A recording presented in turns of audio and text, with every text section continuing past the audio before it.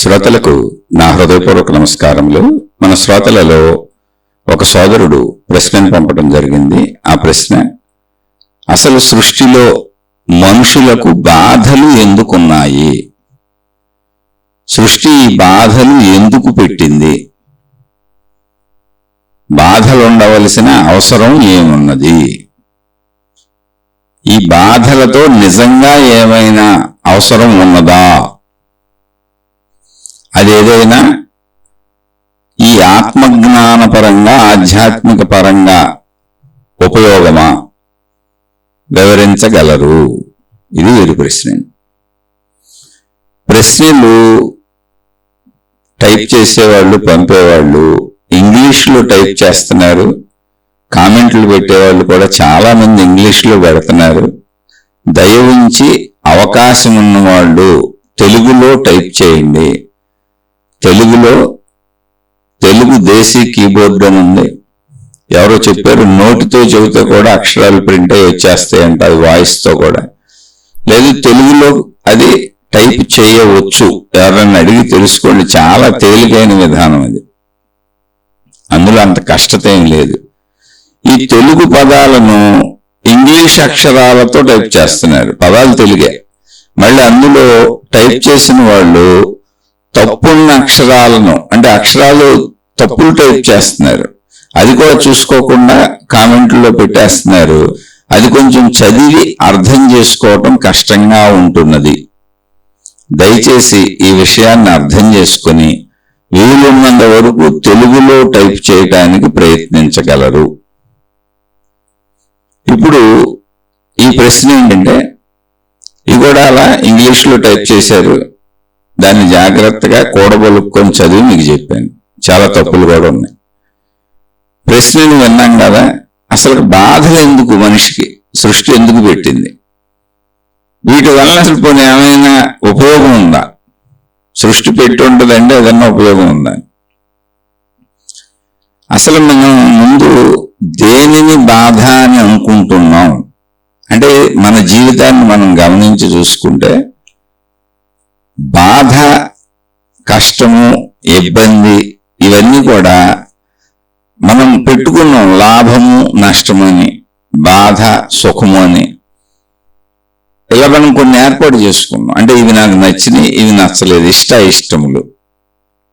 ఎప్పుడైతే ఇష్టములు ఏర్పాటు చేసుకున్నామో, లేదా ఇలా జరగాలి, ఇలా జరగకూడదు అనే భావన, అంటే సృష్టిలో జరిగే తీరులను సృష్టిలో సహజంగా జరిగిపోతున్నాయి. ఇప్పుడు సూర్యుడు రావటం, సూర్యుడు అవ్వటం, పంచభూతాలు, వాటి కదలికలు అన్నీ సహజంగా జరిగిపోతున్నాయి. మన విషయానికి వచ్చేటప్పటికి ఇలా జరగాలి, ఇలా జరగకూడదని ఒక నిర్ణయాత్మకత మనం పెట్టుకున్నాం. దాని వలన ఇబ్బంది వస్తుంది. అంటే మనం వద్దు అనుకున్నది జరిగితే బాధపడతాం.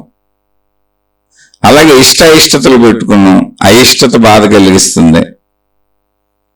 ఇలాంటి బాధలు అనేక ఉన్నాయి. అహంకార బాధలు, ఈర్ష్యలు, అసూయలు, ద్వేషాలు, కోపాలు, కామ, క్రోధ, లోభ, మోహ, మద, మత్సరాలు, ఇలా ఇవన్నీ మన భావనలు. ఇకపోతే శారీరక అనారోగ్యాలు. ఇప్పుడు శరీరాన్ని జాగ్రత్తగా ఉంచుకోవలసిన అవసరం మన మీద ఉంది. మనం తినే తిండి, మనం కట్టుకునే బట్ట, వీటన్నింటిని బట్టి కూడా మన శరీరం ఎలా ఉంటుంది అనేది ఉంది. ఆ శరీరాన్ని జాగ్రత్తగా ఉంచుకోవాల్సిన అవసరత కూడా మనకుంది. ఇవన్నీ అయిపోయినా కూడా ప్రకృతి వైపరీత్యాలు, సునామీలు, వరదలు, భూకంపాలు, పిడుగులు పట్టాలు, ఇలాంటివి కూడా ఉన్నాయి. ఇవన్నీ అయిపోయినా కూడా అసలు జననానికి మరణం ఉంది. మరణం ఎవరికైనా బాధ, భయం.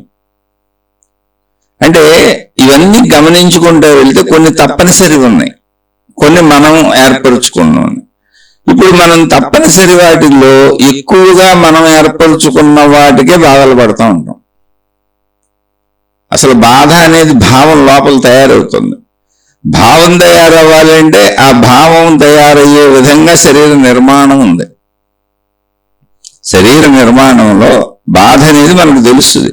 ఇప్పుడు ఒక రాయి ఉందనుకోండి, రాయిని సుత్తితో పగలగొడితే దానికి నొప్పి ఉంటుందనే విషయం మనకు తెలియదు, దానికి తెలియదు. ఎందుకంటే దానికి, రాయికి ఇంద్రియములు లేవు.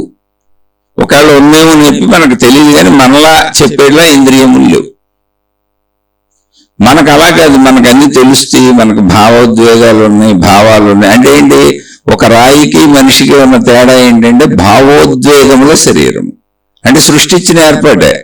ఇప్పుడు బాధపడటము సృష్టించిన ఏర్పాటే, సంతోషపడటము సృష్టించిన ఏర్పాటే.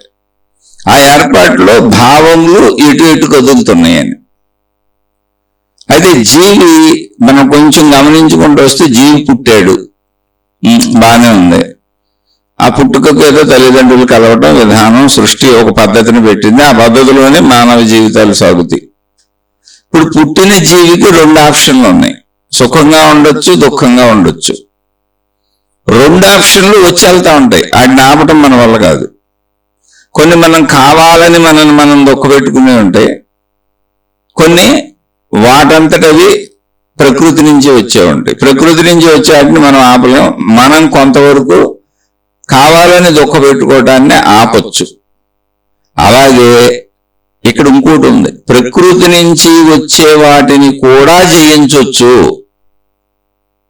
అన్నది ఆధ్యాత్మికత. ఎందుకు, ఎలా జయించవచ్చు అంటే, అసలు నేను ఈ మనిషినే కాదు, అసలు నేను ఈ మనిషినే కాదు, ఈ శరీరం నేను కాదు, నేను అనంత ఆత్మశక్తిని అన్న ఎరుకను పొందటం ద్వారా. దాన్నే ఎగ్జిస్టెన్స్ అన్నారు, కాన్షియస్నెస్ అన్నారు, అవేర్నెస్ అన్నారు, ఆత్మశక్తి అన్నారు, బ్రహ్మము అన్నారు. ఆ స్థితిని మనం పొందితే ఆత్మసాక్షాత్కారము బ్రహ్మము అన్నారు. అంటే అసలు ఈ ఎగ్జిస్టెన్స్ అంటే ఏంటి, అవేర్నెస్ అంటే ఏంటి, లేదా ఈ ఉనికి, ఈ స్పృహ, ఈ ఎరుక ఏంటి, ఈ కాన్షియస్నెస్, ఈ స్పృహ ఏంటి, లేదా ఆత్మశక్తి, బ్రహ్మము అన్నీ ఒకటే. ఏంటి అంటే మొత్తం సృష్టికి సంబంధించిన శక్తి అంతే.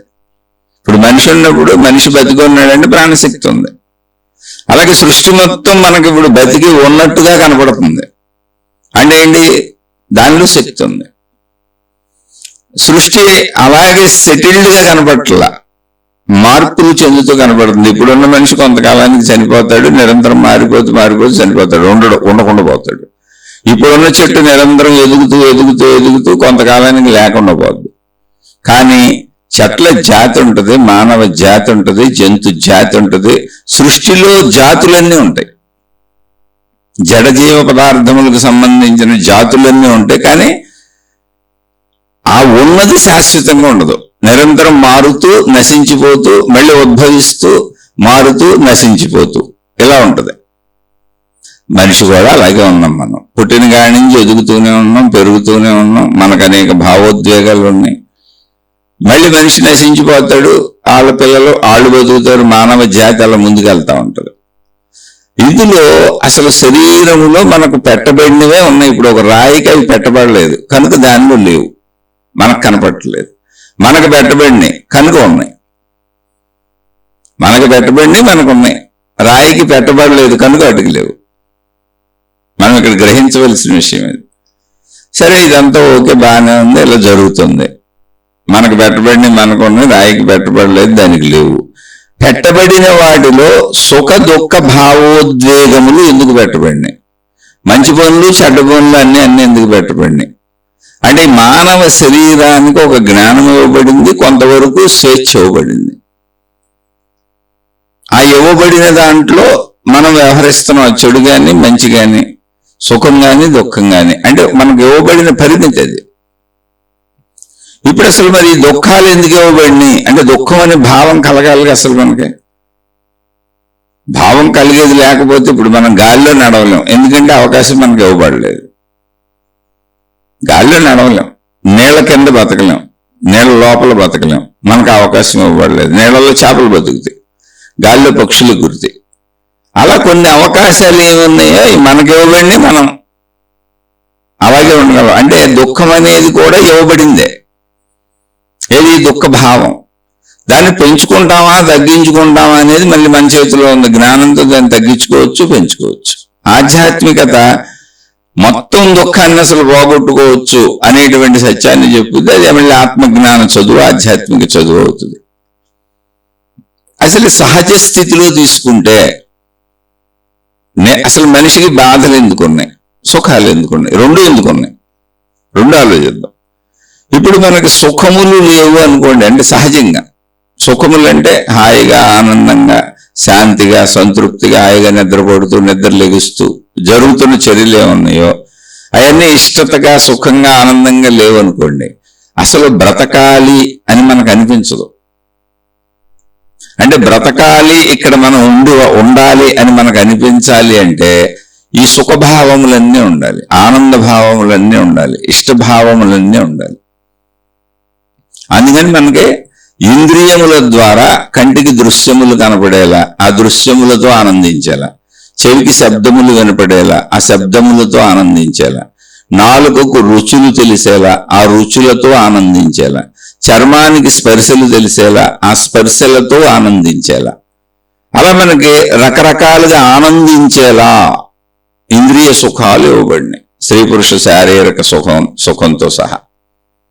అప్పుడు మనకి ఇక్కడ ఉండాలి అని అనిపిస్తుంది. ఇది ఇవ్వబడింది ఎందుకంటే స్త్రీ తయారు చేయబడింది, పురుషుడు తయారు చేయబడ్డాడు, అవయవ నిర్మాణం సృష్టి కూర్పు, ఇందులో అన్నీ ఇవ్వబడినవి ఉన్నాయి. అసలు మనది నేను అనుకోవడానికి మనది ఏమి లేదు, అక్కడ ఇవ్వబడిన వాటిని నేను అనుకుంటున్నాం మనం. అయితే ఇవన్నీ బ్రతకటానికి ఆధారం అనుకున్నాం కదా, అక్కడ ఉండాలి అనిపిస్తుంది, హాయిగా ఉంది బాగుంది ఉండాలనిపిస్తుంది. అసలు ఎందుకనే ఆలోచన కూడా పుడతలా, ఇలా చక్కగా మనకి ఏదో పని పాట చేసుకొని డబ్బు సంపాదించుకొని ఇలా బతికేద్దాం అనిపిస్తుంది. అంటే బ్రతికి ఉండాలి, ఇక్కడ ఉండాలి, ఈ ప్రదేశంలో ఉండాలి, ఈ భూమి మీద ఉండాలి అని మనకు అనిపించడానికి ఆధారత సుఖభావములు, అన్ని కలిపి సుఖభావములు. ఓకే, ఇప్పుడు ఉంటున్నాం. దుఃఖభావములు ఎందుకు అంటే ఇప్పుడు ఈ దుఃఖం ఏం చేసింది? దుఃఖం అంటే ఏంటి? ఏదో మనకు అనుకున్నది జరగట్లేదు, మనం అనుకున్నట్టు జరగట్లేదు, మనం వద్దనుకున్న ఇష్టతలు వచ్చి మీద పడుతున్నాయి. అంటే ఇదంతా చూస్తే ఇదంతా అంటే దుఃఖభావములన్నింటినీ పరిశీలిస్తే మనిషికి ఏమర్థం అవుతుందంటే సుఖభావములన్నీ ఏం చెప్పుకున్నాం, ఇక్కడ ఉండాలని అనిపిస్తుంది. కానీ దుఃఖభావములన్నీ పరిశీలిస్తే ఏమనిపిస్తుంది అంటే నేను ఉంటున్నాను కానీ ఇక్కడ నడకంతా సృష్టి నడకంతా సృష్టి చేతిలో ఉంది, నా చేతిలో లేదు. నా ఇష్ట ప్రకారం నా ప్రమేయం ప్రకారం నా జీవితం కూడా వెళ్ళటం లేదు, నా సొంత శరీర నడక కూడా నా చేతిలో లేదు అనేటువంటి అంటే నేను అనేటువంటి భావాన్ని తుడిచిపెట్టేసి దీని మొత్తానికి కారణభూతమైన శక్తి ఏదో ఉన్నది, దాన్ని దేవుడు అనండి, సృష్టి అనండి, ప్రకృతి అనండి, ఏ పేరైనా పెట్టుకోండి. ఆ దుఃఖభావం ఇంకొకటి ఏదో నిన్ను మించింది ఉన్నది అని చెబుతుంది, ఆ భావాన్ని మనకు కలగజేస్తుంది. అలా దుఃఖించి దుఃఖించి దుఃఖించి దుఃఖభావం వచ్చిందంటే అర్థం ఏంటి? అసలు నేను నా అంతటా నేను దుఃఖాన్ని నేను ఎందుకు తెచ్చుకుంటాను, కానీ అది వస్తుందండి నేను ఆపలేకపోతున్నాను, సృష్టి నడకని నేను ఆపలేకపోతున్నాను, అది నా చేతిలో లేదు, సృష్టి నడక అసలు నా చేతిలో లేదు. ఇప్పుడు ఎలా? అందుకని ఇది నన్ను మించిన ఒక సృష్టి శక్తి ఉన్నది, దాన్ని దేవుడన్నా దేవతన్నా సృష్టి శక్తి అన్నా ప్రకృతి అన్నా ఏదైనా అనుకోండి, ఒకటి ఉన్నది అనేదాన్ని పదే పదే గుర్తు చేస్తుంది. అందుకని దుఃఖం కంటిన్యూటీ ఉంటుంది. ఎందుకు కంటిన్యూటీ ఉంటుంది అంటే అసలు మనకి మన చేతిలో ఏముంది, సూర్యోదయం అవుతుంది, సూర్యాస్తమయం అవుతుంది, భూమి తిరుగుతుంది కనుక అలా అవుతుంది. అసలు భూమి ఎందుకు తిరుగుతుంది? పైగా దాని స్పీడు గంటకు 1600 కిలోమీటర్ల పైన. అసలు 1600 కిలోమీటర్లు ఊహించగలమా మనం? మళ్ళీ అది తన చుట్టూ తాను 1600 కిలోమీటర్ల వేగంతో తిరుగుతూ సూర్యుడి చుట్టూ 1,00,000 కిలోమీటర్ల కంటే ఎక్కువ స్పీడ్తో తిరుగుతుంది. అసలు ఊహకందుద్దా మనకది? మరి ఇవన్నీ ఒక నియంత్రణలో ఉన్నాయి. ఇలా మొత్తం అన్ని నియంత్రణలో, గ్రహాలు, గోళాలు, నక్షత్రాలు, భూమి మీద భూమి కూడా తిరుగుతుంది. మళ్ళీ భూమిలో ఉన్న జీవరాశులకు భూమి తిరుగుతున్నట్టు తెలియదు, మనకే తెలియదు, చెట్లకే తెలియదు, దేనికి తెలియదు. అలానే అన్నింటికీ ఒక విధానం, ఒక పద్ధతి, ఒక ప్రాతిపదికన నడుస్తున్నాయి. అన్నిటికీ ఒక నిర్ధారణ ఉంది, ఒక నియమం ఉంది, ఒక క్రమశిక్షణ ఉంది, ఒక పద్ధతి ఉంది. అప్పుడు ఏమర్థం అవుతుంది? ఇదంతా దుఃఖంలోనే తెలుస్తుంది. దుఃఖం ఆలోచింపజేస్తుంది ఏమని? నా చేతిలో లేదు అని. నా చేతిలో లేనప్పుడు దేని చేతిలో ఉందని సృష్టిని గమనిస్తాం మనం గమనించడానికి ఇక్కడ ఉంది సృష్టి. గమనిస్తే సృష్టి నియంత్రణలో దానంతటా జరిగిపోతుంది. అంటే దానంతటదే ఒక మనిషికి మరణం దానంతటే వస్తుంది, జననం దానంతటే జరుగుతుంది. మధ్యలో శరీర ఎదుగుదల, పెరుగుదల, తరుగుదల దానంతటే జరిగిపోతుంది. సూర్యోదయ సూర్యాస్తమయాలు భూభ్రమణం వలన జరుగుతుంటే భూభ్రమణం దానంతటే జరుగుతుంది. ఇక్కడ దానంతట అదే అనే ప్రక్రియ ఒకటి సాగుతుంది. అప్పుడేమర్థమైంది? ఈ ప్రక్రియకు ఆధారమైన శక్తి ఏదో ఉంది, మొత్తంగా నా నియంత్రణలో ఇదేమీ, అసలు ఇక్కడ ఏమీ జరగట్లేదు, అసలు నేను కూడా నా నియంత్రణలో లేను, నేను కూడా అందులోనే కలిసిపోయి ఉన్నాను, ఆ శక్తిలోనే, ఆ ప్రకృతిలోనే, ఆ సృష్టిలోనే కలిసిపోయి ఉన్నాను. అందుకే దాని నడక ఏదో, ఆ నడకలో నా జీవితం కూడా వెళ్ళిపోతుంది. అందులో కొన్నిటిని ఇష్టాలని, కొన్నిటిని అయిష్టాలని నేను అనుకుంటున్నాను తప్ప నా జీవితంలో జరిగే సంఘటనలు కూడా నా చేతిలో లేదు. నాకు స్వేచ్ఛ ఉన్నట్టు నాకు అనిపిస్తుంది తప్ప మొత్తం ఒక నిర్ధారణ, నియంత్రణ పద్ధతి ఉన్నది.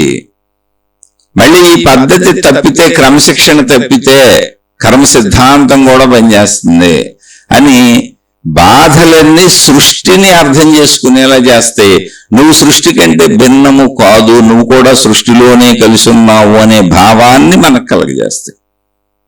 అంటే ఆలోచింపజేస్తాయి. బాధలు రాదు, ఆలోచన రాదు. బాధలన్నీ మళ్ళీ మనిషిని మంచివాడిని చేస్తాయి, మంచిదాన్ని చేస్తాయి. బాధలు రావడం వలన చేసిన ఒకవేళ చెడ్డ పనులు, చెడ్డ ఆలోచనలు, మనకు ఆనందం, సుఖం ఇష్టం కదా, ఆ సుఖం కోసం, ఆనందం కోసం, హాయి కోసం చెడు పనులు చేసాం అనుకోండి, దాని తాలూకు కష్టములు వచ్చి, బాధలు వచ్చి, ఇబ్బందులు వచ్చినప్పుడు మళ్ళీ చెడు పనులు చేయకూడదనేటువంటి సంకేతాన్ని చెబుతుంది పాఠాలు. బాధలన్నీ లెసన్స్ అవుతాయి. స్కూల్లో మాస్టర్ బెత్తంతో కొట్టినట్టు ఉంటుంది. బాధలన్నీ కూడా లెసన్స్ ఉంటాయి మంచిగా బతకాలి. మళ్ళీ అలా మంచిగా, ఎంత మంచిగా బతుకుతున్నా అసలు నా చేతిలో లేని ఉంది. మంచిగా బతికితే నా జీవితం వరకు నేను మంచిగా చేసిన పనుల ఫలితం అంతా నాకు మంచిగా వస్తుంది. కానీ మళ్ళీ ప్రకృతి వైపరీత్యాలు, నా శరీరం ఎదిగిపోవటం, నా శరీరం పెరిగిపోవటం, మరణాలు, ఇవన్నీ కూడా నా ప్రమేయము లేకుండా సాగిపోతున్నాయి. అంటే ప్రతి బాధ అసలు నేను కర్తను కాదు, నా ప్రమేయము లేదు, నా ప్రమేయం చాలా తక్కువ, ఆ ప్రమేయం కూడా నాకివ్వబడినంత స్వేచ్ఛలో నేను ఉన్నంతగా మంచిగా బ్రతికితే నా జీవితంలో నాకు ఆ మంచి ఫలితాలు తిరిగి వస్తాయి. మిగిలినన్ని మళ్ళీ నేను ఈ సృష్టి నడకకు ఆధారమైన శక్తిని గమనిస్తూ వెళ్ళాలి. అలా గమనించుకుంటూ వస్తే మన బాధలో, అంటే ఎన్నో బాధలు, అనేక రకాల బాధలు మన ఆలోచనలు మార్చుంటాయి, మన బుద్ధులు గుణాలను మార్చుంటాయి, మనలో మంచి గుణాలను పెంచి ఉంటాయి. ఆ బాధలు వచ్చి ఉండకపోతే, ఆ కష్టాలు వచ్చి ఉండకపోతే, ఆ కన్నీళ్లు వచ్చి ఉండకపోతే మనం అసలు అలా ఇలా ప్రయాణించే వాళ్ళం కాదేమో. బాధలన్నీ కూడా ఒక రోడ్డుని మలుపు తిప్పుతాయి. అంటే మనం ఇప్పుడు రోడ్ల మీద వెళ్తున్నప్పుడు స్ట్రైట్ గా ఉన్న రోడ్డు ఒక వంకర తిరుగుద్ది, ఒక మలుపు తిరుగుద్ది. లేదా 4 రోడ్ల జంక్షన్ వస్తుంది, 4 రోడ్ల జంక్షన్ లో 4 రోడ్లు ఉంటాయి, ఏ వైపు వెళ్ళాలి. అలా మన జీవితంలో మనం సాగుతున్న విధానాన్ని మారుస్తూ ఉంటాయి బాధలు. అవన్నీ మంచి వైపే తీసుకెళ్తాయి. మనలో ఎన్నో బాధల వలన ఎంతో జ్ఞానం పెరుగుంటుంది, ఎంతో ఆలోచన పెరుగుంటుంది, ఎన్నో విషయాల్లో మనం మార్చుకొని ఉంటాం, ఎన్నో విషయాల్లో మనమే చెప్పుకొని ఉంటాం, ఇలా ఉండకూడదు, ఇలా చేయకూడదు, ఇలా జీవించకూడదు, ఇదంతా తప్పని మార్చుకుంటూ వచ్చి ఉంటాం. అది బాధల్లోంచి, అంటే తప్పులు చేసి, తప్పుల వలన బాధలు పడి, ఆ బాధల యొక్క ఫలితాలను అనుభవించి, అయ్యో ఈ బాధ పడకూడదు, మళ్ళీ దీని జోలికి వెళ్ళకూడదన్న కొన్ని అనుభవాలు, కొన్నేమో అసలు బాధల ద్వారా ఈ సృష్టిని నడిపే శక్తి ఉందనే అనుభవాలు, ఇలా మొత్తంగా జ్ఞానాన్ని పెంచుతాయి బాధలన్నీ పాఠాలలాగా పనిచేస్తాయి, లెసన్స్ లాగా పనిచేస్తాయి. ఈ బాధలు లేకపోతే అసలు మన జీవితంలో అనేక సందర్భాల్లో మార్పులు వచ్చి ఉండవు. అంటే నా వరకు నేను నా సొంత జీవితాన్ని గమనించుకుంటే, నాకు చిన్నతనంలో 5వ ఏటో 6వ ఏటో మా అమ్మగారు చనిపోయారు. రకరకాలైన పరిస్థితుల్లో పెరుగుతూ వచ్చాను. బాధలేం చెప్పటం కాదు, తల్లి ఉంటే సుఖం కదా, లేనా తల్లి తండ్రి ఇద్దరు ఉండి వాళ్ళ ఒళ్ళో కొడుకుంటూ చక్కగా వాళ్ళ పెంపకంలో ఇద్దరి మధ్యలో కొడుకొని పెరిగినటువంటి జీవితానికి దీనికి తేడా ఖచ్చితంగా ఉంటుంది. అంటే తల్లి లేకపోవడం, చనిపోవడం అనేది ఒక వ్యక్తి జీవితంలో బాధాకరమైన విషయమేగా. దాని వలన అంటే తల్లి లేకపోవడం అనేటువంటి అది నా జీవితంలో ఉండటం వలన, దాని వలన వచ్చిన పరిస్థితుల వలన నేను హాయిగా ఉండాలంటే నా చుట్టూ ఉన్న అందరితో మంచిగా ఉండాలి అనేటువంటి భావం నాకు చిన్నతనంలోనే అర్థమైంది. ఎందుకని మనం వెళ్ళి లాలించి బొజ్జగించి మన గారం చేసి మన ఇష్టం వచ్చినట్టు మనకు అన్ని సమకూర్చి, మనం తప్పులు చేసినా సమర్థించి, మనం పొరపాట్లు చేసినా సమర్థించి దగ్గరికి తీసుకునే వ్యక్తి లేరు. మనం భయపెడితే జోకొట్టు పడుకోబెట్టే వ్యక్తి లేరు. అంటే ఇప్పుడు నా భయాన్ని నేనే ఎదుర్కోవాలి, నేనే అందరితో మంచిగా ఉండాలి. ఇప్పుడు నేను భయపడకూడదు, నా చుట్టూ నలుగురు మనుషులుండి స్నేహం చేసి ఏదో చేసుకోవాలి. ఆ భయం అనేది సందర్భాన్ని పోగొట్టుకోవాలంటే ఆ మనుషులతో మంచిగా ఉండాలి. చుట్టూ ఉన్న మనుషులందరితో మంచిగా ఉండటం అనేది ఉంటేనే నేను ఉన్నంతలో హాయిగా బతకగలుగుతాను. ఎందుకంటే ఒక మేజర్ విషయం చిన్నతనంలోని 5 ఏళ్లకే ఒక పెద్ద మేజర్ విషయం తల్లి అనే విషయం వెళ్ళిపోయింది జీవితం నుంచి. చాలా అత్యవసరమైన విషయం. ఇప్పుడు ఏ మనుషులతో నేను మంచిగా ఉండాలి. ఎందుకని తల్లి ప్రేమకు సరిపోయేది ఎవరుంటారు, అంత బాగా ఎవరు చూస్తారు. అందుకని ఏమైంది, తెలియకుండానే నాకు అవగాహన కూడా ఉంది. కొంత వయసు పెరిగినాక నా చుట్టూ ఉన్న వాళ్ళందరితో మంచిగా ఉంటే వీళ్ళందరూ నాతో మంచిగా ఉంటారు. కాబట్టి నాకు అందరూ నాతో మంచిగా ఉంటే నాకు కొంచెం హాయిగా ఉంది, సంతోషంగా ఉంది, గడిచిపోతుంది. వాళ్ళు కొంచెం ప్రేమగా చూస్తున్నారు, ప్రేమగా పలకరిస్తున్నారు, ప్రేమగా మాట్లాడుతున్నారు. దానివల్ల నా జీవితం గడిచిపోతున్నారు. ఓకే, ఇదేదో బాగుందనుకున్నా, ఇలా బాగుందనుకొని అందరితో మంచిగా ఉండాలంటే ఏం చేయాలి? ఇప్పుడు అందరినీ అర్థం చేసుకోవాలి. అంటే వాళ్ళకి ఏమి ఇష్టం, వాళ్ళతో ఎలా ఉంటే ఇష్టం, ఎలా మాట్లాడితే ఇష్టం, ఏం చేస్తే ఇష్టం. అలా కొంచెం వయసు పెరుగుతున్న కొద్దీ చుట్టూ ఉండేటువంటి స్నేహితులతో కానీ, అంటే నాతో స్నేహాలు చేసే వాళ్ళతో కానీ, ఆయన గొడవలైనా విరోధాలైనా మాట అనుకున్నా నేను అనేవాడిని కాదు. ఒకవేళ అన్న ఏమంటే సారీ చెప్పేసి మళ్ళీ వాళ్ళతో స్నేహం చేసి వాళ్ళతో కలిసిపోయాడు. ఎందుకంటే మనుషులు లేరు, ఒక లోటు పూడ్చుకోవాలి. ఒక పెద్ద తల్లి లేదు అనేటువంటి లోటుని నేను పూడ్చుకోవాలి, నేను బ్రతకాలండి. ఆ లోటు పూడ్చుకోవడానికి అందరితో మంచిగా ఉన్నాడు. అలాగే బంధువులు, బంధుమిత్రులు, పెద్దోళ్ళు, చిన్నోళ్ళు, బంధువులు 7 మంది ఉంటారుగా, వాళ్ళందరితో మంచిగా ఉండేవాడిని, వాళ్ళకి అన్న పనులు చేసి పెట్టేవాడిని. అలా అందరితో, అంటే ఎవరికి ఏ అవసరం ఉండి ఆ అవసరానికి తగ్గట్టు నేను చేయగలిగింది చేస్తే వాళ్ళు నాతో మంచిగా ఉంటారు.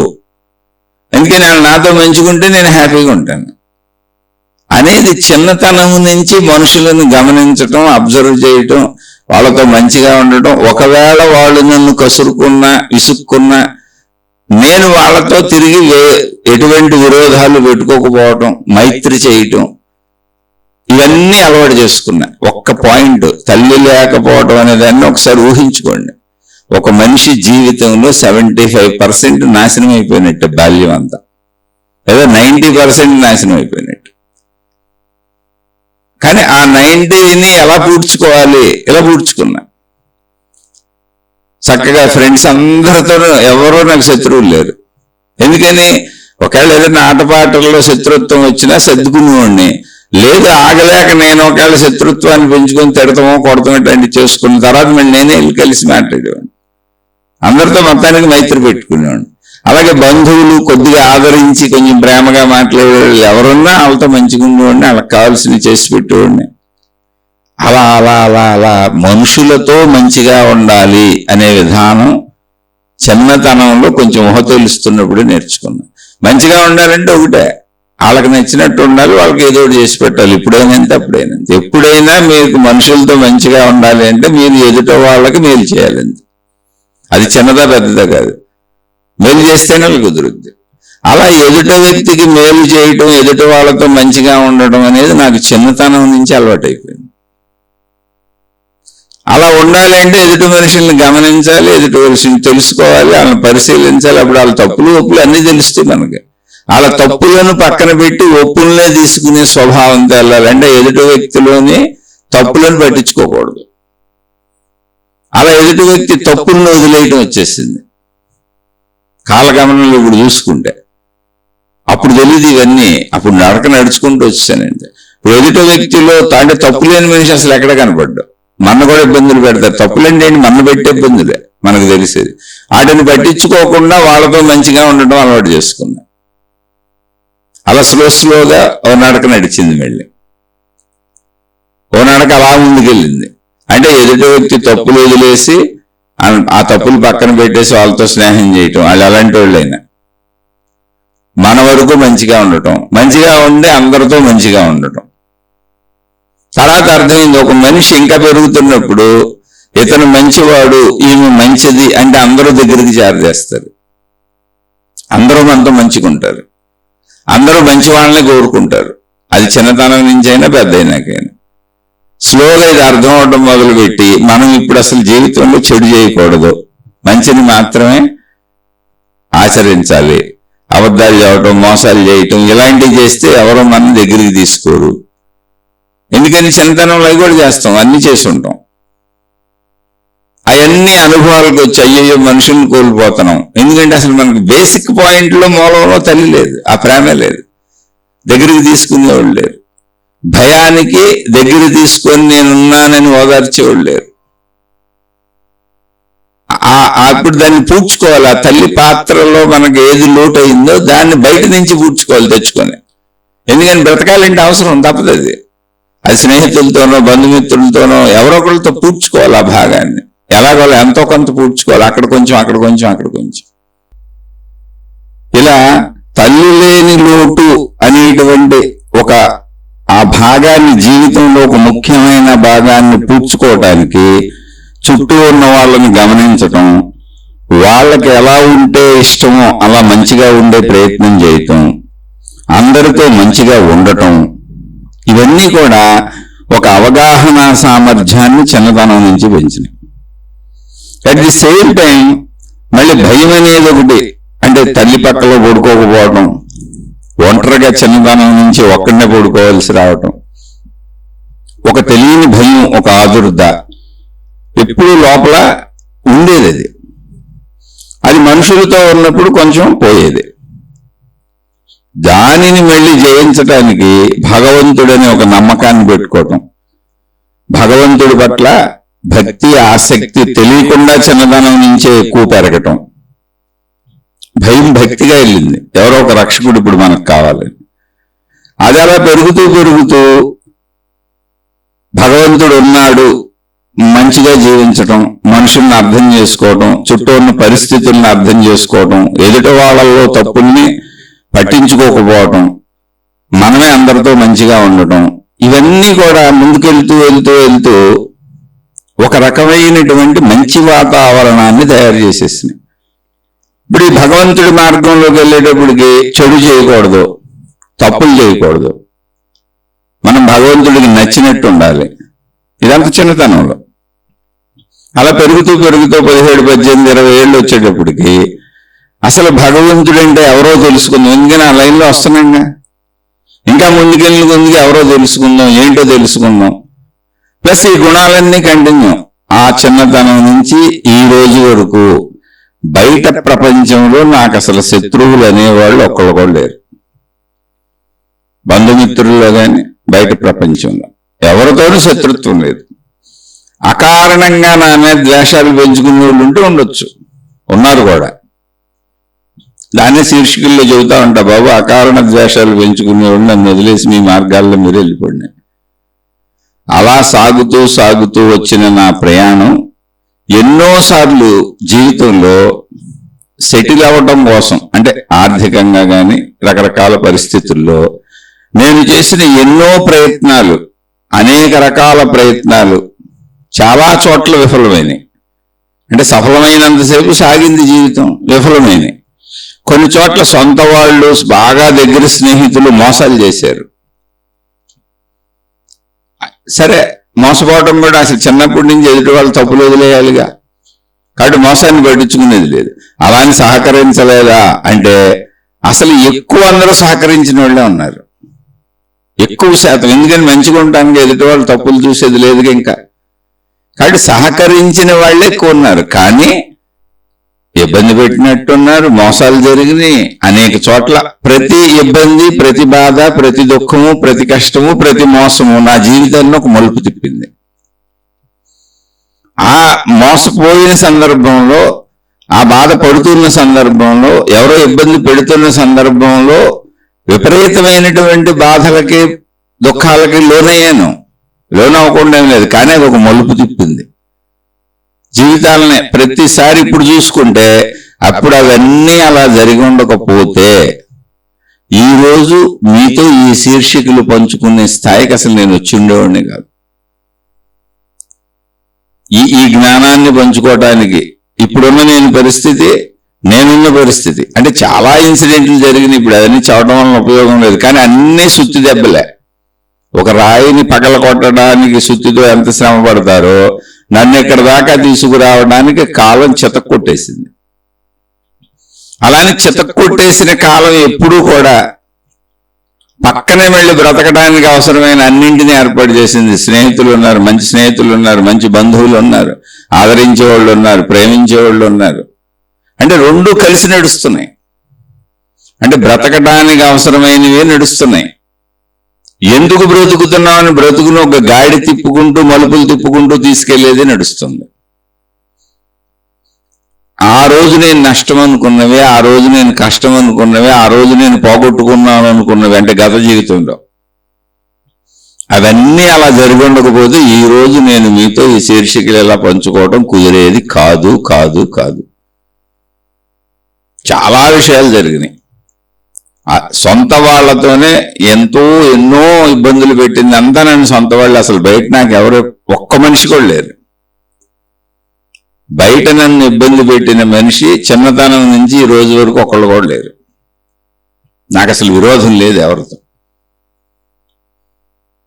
కానీ ఎక్కడో ఒక చోట భగవత్ శక్తి ఒకటి పెడుతుంది, ప్రకృతి శక్తి ఒకటి పెడుతుంది. అది నాకు సొంత వాళ్ళతో పెట్టింది, కానీ అది నిజంగా నాకు మేలు జరిగింది. అందుకని ఎవరి మీద లేదు అసలు, ఎందుకంటే తప్పులు పెట్టించుకోవటం లేదుగా. అందుకే జీవితకాలం మౌనం అన్నాను. మౌనం అంటే ఏంటి? నేను ఎవరిని ఏమి అన్నా అసలు. ప్రకృతి ఎటు తీసుకెళ్తే అటు వెళ్తామే, అర్థమైపోయింది విషయం. అది ఎప్పుడు 51 ఏళ్ళకి అర్థమైంది, చిన్నతనం నుంచి అలా గడిస్తే. మధ్యలో చాలా విషయాలు ఉంటాయి, ఎన్నో విషయాలు ఉంటాయి. అనేక సందర్భాల్లో నాకు నేనే సూసైడ్ చేసుకుందాం అనుకున్న సందర్భాలు చాలా ఉన్నాయి నా జీవితంలో. అంటే అంత బాధలకు లోనయ్యాను, అంత కష్టాలకు లోనయ్యాను, అంత ఇబ్బందులకు లోనయ్యాను, అంత ఒంటరితనాన్ని ఫీల్ అయ్యాను. అని అటువంటి సందర్భాలన్నింటిలోనూ దైవ విశ్వాసం, భగవత్ విశ్వాసం, ఇప్పుడు ఆత్మశక్తి అని మాట్లాడుతున్నా. అలా మహాత్ముల చుట్టూ తిరిగాను, మంచి ఆసక్తితో తిరిగాను. ఇప్పుడు చచ్చిపోయడానికి ఏముందలే అంత పెద్ద విషయం అనుకొని నాకు నేనే చెప్పుకొని, అలానే కోరికలు ఏమి లేవు, కోరుకుంది ఏమీ లేదు. ఇంత అన్నం తింటాం, ఎక్కడ పడితే అక్కడ పడుకోవటం, ఏ బట్టలు ఉంటాయి కట్టుకోవటం. ఎందుకని అసలు లాలించి పాలించి తల్లి లేనప్పుడు వెళ్ళి అడగటానికి ఏముంది? అసలు హక్కు ఎక్కడుంది మనకి?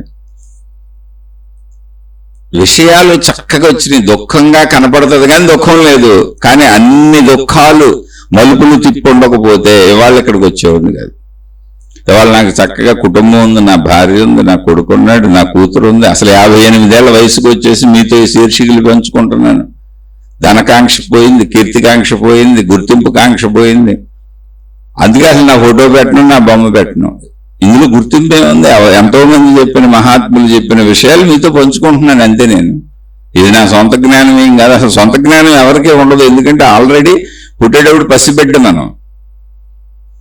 ఎవరైనా ఇక్కడ జ్ఞానాన్ని పొందాల్సిందే, అది చెడైనా మంచి అయినా. అది ఇక్కడ జ్ఞానం పొందుతున్నామంటే ఆల్రెడీ మనం ముందు తరాలు వాళ్ళది. అది ఒక చక్కటి ప్రశాంత స్థితిలో కూర్చోబెట్టింది. ఎందుకని నా మనసు నాకు తెలుస్తుంది.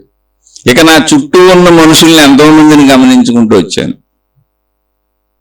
వాళ్ళకి ఆ దెబ్బలు తగిలి ఉండకపోతే, ఆ కష్టాలు వచ్చి ఉండకపోతే, ఆ బాధలు వచ్చి ఉండకపోతే, వాళ్ళ జీవితాలలో అటువంటి దుర్భర సంఘటనలు జరిగి ఉండకపోతే వాళ్ళు ఎప్పటికీ మారరు.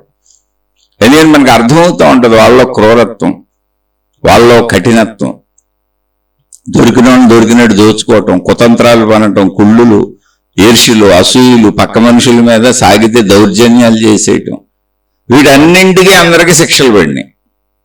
నాకు బాగా నేను గ్రహించింది, బాగా అప్పటికి నమ్మింది, ఇప్పటికి నమ్మేది, ఎప్పటికి నమ్మేది ఒకటే, కర్మ సిద్ధాంతము.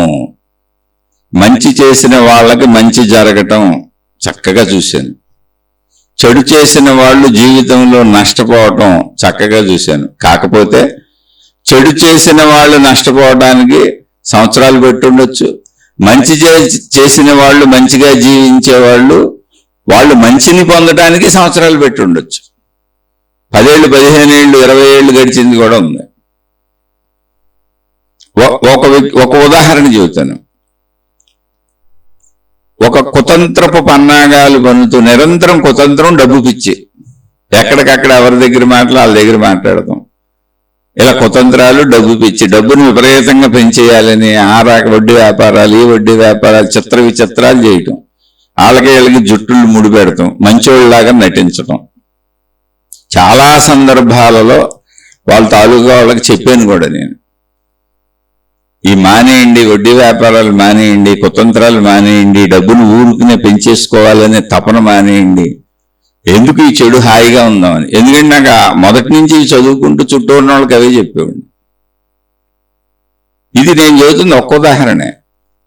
అలా చెప్పినటువంటి వ్యక్తులు మాకేమవుద్దన్నారు, బోల్సార్లు తిట్టుకున్నారు, ఎంతో మందిని చూశాను. నేను తిట్టుకునేలా చెప్పేవాడిని కాదు, చక్కగానే చెప్పేవాడిని, అంత హార్ష్గా ఏం చెప్పేవాడిని కాదు, ప్రేమగా, మృదువుగా, చక్కగా అర్థమయ్యేలా చెప్పేవాడిని.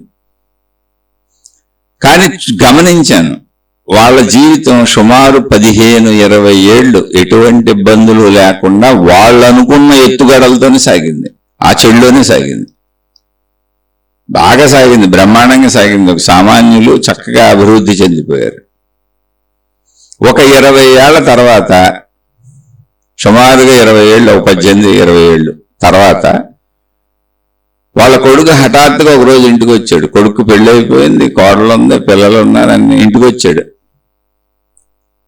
శుభ్రంగా బ్రహ్మాండంగా బతుకుతున్నాడు మా అబ్బాయికి ఏంటి అనుకున్నారు వాళ్ళు, అందరూ అలాగే అనుకున్నారు, బాగా బతుకుతున్నారని. హఠాత్తుగా ఇంటికి వచ్చాడు, పారిపోయి వచ్చేసాను అన్నాడు. ఏంటంటే అప్పులు కట్టాలి, వాళ్ళు నా వెనక పడుతున్నారు అన్నాడు. అదేంటి అప్పులు కట్టడం ఏంటి, ఏం చేసావు అన్నారు. మొత్తం సుమారుగా ₹1,50,00,000 పైన అప్పులు చేసేసి, పాడు చేసేసి, తినేసి, తాగేసి, రకరకాలు చేశాడు. ఎవరో మోసం చేశారని చెబుతాడు ఊరికి. అసలు అంత తాహత లేదు వాళ్ళకి, మోసం చేసే అంత తాహత ఇవ్వటానికి లేదు. అలా కొద్ది కొద్దిగా తనే రకరకాలుగా పాడు చేసుకున్నాడు వ్యసనాలతో. ఆడితో కనపడకుండా మంచోళ్ళ నటించాడు. ఎందుకే వాళ్ళ కుటుంబం, వాళ్ళ నాన్న, వాళ్ళ అమ్మ, వాళ్ళ బంధువు, వాళ్ళందరూ వాళ్ళోళ్ళు మంచి తెలివిగా బతికారు. 20 ఏళ్ళ నుంచి వడ్డీ వ్యాపారాలు, ఇంట్లో కూర్చొని సంపాదించడం, ఆ ఇవ్వకపోతే పీడించడం, వాళ్ళ దగ్గరికి వెళ్ళి రకరకాల చిత్రాల్లో ఒకటి చెప్పటం కాదు. మొత్తం ఇప్పుడు తుడిచిపెట్టి అమ్మేసి, కొడుకు ఇస్తావా నాన్న, ఆత్మహత్య చేసి చచ్చిపోనా అని అడిగాడు. కోళ్ళు ఉంది, కొడుకు పిల్లలు ఉన్నారు. ఏం చేయాలి ఇప్పుడు? మొత్తం తుడిచిపెట్టి ఆయన దగ్గర ఉన్నదంతా అమ్మేసి కొడుకు అప్పులు కట్టాడు. మళ్ళీ కొడుకు కొత్త వ్యాపారం పెట్టించాడు, అదే ఇంకోటి ఏదో అలాంటివి చేసుకుంటూ. ఎన్ని చిత్రాలు, పోలా డబ్బు. ఇలా పోయిన వాళ్ళని నేను బోల్డ్ మందిని చూశాను, కానీ టైం పట్టింది, 15-20 ఏళ్ళు టైం పట్టింది. ఇప్పుడు ఒక మార్పు ఖచ్చితంగా వచ్చింది. నిలబడదని చెప్పారు. మీరు చెప్పినవన్నీ కరెక్టేనండి, మీరు ఎప్పటి నుంచో చెబుతున్నారు కానీ మేమే పాటించుకోలేదు అని చెప్పారు. ఇప్పుడు చెప్పి నాకేం ఉపయోగం? అప్పుడన్నా నాకు ఉపయోగం లేదు, ఇప్పుడైనా నాకు ఉపయోగం లేదు. నష్టపోయారు కాబట్టి వాళ్ళకి అనుభవం అయింది. అలా బ్రతకూడదని అనుభవం అవ్వాలి అంటే ఖచ్చితంగా నష్టపోవాలి, కష్టపడాలి, ఇబ్బంది పడాలి. మరి నువ్వు చెడు చేస్తున్నావుగా. అందుకని బాధలు అనేవి సృష్టిలో ఎందుకున్నాయంటే నువ్వు తప్పులు చేయకుండా నిన్ను సరిదిద్దుతాయి. ఒకవేళ నువ్వు తప్పులు చేస్తే తప్పుల ఫలితం వలన వచ్చిన బాధలు, ఈ తప్పులు చేయటం వల్ల నాకు ఇవి వచ్చినవి అని నీకు రుజువు చూపించి, తప్పు చేయకూడదని కర్మ సిద్ధాంతాన్ని రుజువు చేయించి నిన్ను సరైన దారిలో నడిపిస్తాయి. కాదని మళ్ళీ నువ్వు ఒకవేళ తప్పులోకి వెళ్తున్నప్పుడల్లా గుర్తొస్తా ఉంటుంది, జరిగిపోయిన బాధలు గుర్తొస్తాయి, కష్టాలు గుర్తొస్తాయి, ఇబ్బందులు గుర్తొస్తాయి, మనవో మన కుటుంబ సభ్యులు. అందుకని బాధ అనేది పాఠము లాంటిది. నిన్ను తప్పుదోవలోకి వెళ్ళనివ్వదు, నీ చేత తప్పు చేయనివ్వదు. ఒకవేళ తప్పులు చేస్తుంటే అందులోంచి బయటకు వచ్చి మంచిగా బతికేలా చేస్తుంది. ఇవన్నీ చేస్తూ ఒకవేళ నువ్వు మంచిగా ఉన్నా, అందరం ఇప్పుడు తప్పులు మానేసి మంచిలోకి వచ్చాం. కాసేపు అనుకున్నాం, ఒక కుటుంబం మన వరకు వచ్చాం మంచిలోకి. మనలో అసలు ఇప్పుడు తప్పుడు ఆలోచనలు లేవు, తప్పు చేయమన్నా చెయ్యం మనం. కానీ అప్పుడు కూడా ఏమైంది, మామూలు జీవితం జీవిస్తున్నాం మనం. అంటే ఏంటి, ఏదో సంపాదించుకొని తినేసి తాగేసి పడుకొని బాబాయ్ తప్పులు చేయకూడదు, కష్టాలు వస్తాయి అనుకొని బతుకుతున్నాం. అప్పుడు కూడా ప్రకృతిలో నీకు ఇబ్బందులు ఉంటాయి. ప్రకృతిలో సునామీలు వస్తాయి, భూకంపాలు వస్తాయి, సమస్యలు వస్తాయి, బయట సమాజంలో మనుషులతో సమస్యలు వస్తాయి, గవర్నమెంట్లు పాలసీలు మార్చినప్పుడు సమస్యలు వస్తాయి, రకరకాల సమస్యలు వస్తాయి. బయట వాళ్ళతో సమస్యలు మనుషులతో వస్తాయి, లేదా ఇంట్లో అనారోగ్యాలు వస్తాయి. మళ్ళీ ఇవన్నీ ఏం చెబుతాయి అంటే, నువ్వు మంచిగా ఉంటే మంచిగా ఉండొచ్చు, చెడ్డగా ఉంటే చెడు ఫలితాలు వస్తాయి, మంచిగా ఉంటే మంచి ఫలితాలు వస్తాయి. జీవితం వరకు, కర్మలకు వరకు. కానీ నువ్వు సృష్టి శక్తి నుంచి తప్పించుకోవడం కుదరదు. నీ నియంత్రణలో ఏమీ లేదు. ఇక్కడ సృష్టి శక్తి ఉంది, దాని ప్రకారం అంతా నడుస్తుంది. నువ్వు దాన్ని ఖచ్చితంగా తెలుసుకుని తీరవలసిందే అనేటువంటి వైపు మనం నడుపుతుంది. అంటే శరీర భావంతో మనం ఇక్కడ తిని తాగి చచ్చిపోకుండా మళ్ళీ ఖచ్చితంగా ఇదంతా శరీర భావంతో బతుకుతున్నావు నువ్వు కాదు. నువ్వు ఖచ్చితంగా మళ్ళీ శక్తి భావాన్ని తెలుసుకోవాలి. నీకు మించిన అతీతమైన శక్తి ఉంది, అదే సృష్టి శక్తి, ఆత్మశక్తి. ముందు దాని దేవుడని దేవతని మొదలుపెట్టు, తర్వాత దాన్ని తెలుసుకుంటూ వెళ్ళు. అలా వెళ్ళి అది నేనేం తెలుసుకుంటావు. అదే ఆత్మజ్ఞాన చదువు, ఆధ్యాత్మిక చదువు. ఆ ఆధ్యాత్మిక చదువు, ఆత్మజ్ఞాన చదువు వైపు వెళ్లే వరకు నిన్ను నెడతానే ఉంటది. దానికి ముందు దైవం పేరుతో తిరుగుతావు అంతే. అది కూడా తీవ్రత అయిపోయినాక ఆ దైవం నుంచి మళ్ళీ ఆ దైవశక్తి నేనే అనే వైపు వచ్చేస్తావు. ఎందుకంటే ఆ దైవం దగ్గర మళ్ళీ నీకు బోల్డ్ అనుభవాలు, అనుభూతులు అవుతాయి. అక్కడ మళ్ళీ నీకు అనుభవాలు వస్తాయి. దైవం ఉన్నా కూడా కష్టాలు నిన్ను వదలవు. నువ్వు దైవంతో వెళ్తున్నా కూడా కన్నీళ్ళు నిన్ను వదలవు. ఒకసారి రక్షింపబడినట్టు, ఒకసారి శిక్షింపబడినట్టు కనపడతా ఉంటది. ఇదేంటి దేవుడు రక్షించట్లేదా, శిక్షించట్లేదా అనేది అనేక సంవత్సరాల పర్యంతం జీవిస్తావు. అదే కర్మభక్తి మార్గాలు. అలా వెళ్ళి నీకు అందులో జ్ఞానోదయం అవుద్ది. జ్ఞానోదయం అయినాక ఆ దైవశక్తి ఎవరో కాదు, నేనే, అహం బ్రహ్మస్మి. ఈ లోపల అక్కడ నీ జ్ఞాన గ్రంథాలు, ఆ విధానాలన్నీ చెబుతా ఉంటాయి. తత్వమసి, అది నీవే అయి ఉన్నావు అని. అలా వెళ్ళి దైవ మార్గంలో అనేక సంవత్సరాలు గురువులను, మహాత్ములను అటనో ఇటనో తిరుగుతావు, అందరితో తిరుగుతావు. నీకు ఆ అనుభవాలు పెరగాలి. ముందు వెళ్ళినప్పుడు అక్కడ ఏదో గొప్ప అద్భుతాలు జరిగిపోతున్నాయి అనుకుంటావు. తర్వాత అక్కడ అద్భుతాలు ఏమి లేదా, అవన్నీ ఊహలో, కల్పనలో నీకే అర్థం అవ్వాలి. అర్థం అవుద్ది, టైం పట్టుద్ది అంతే. అయినా శిక్షలు ఉన్నాయి, బాధలు ఉన్నాయి, అన్నీ ఉన్నాయి. గురువు ఉన్నాడు, అయినా నష్టపోతున్నాం.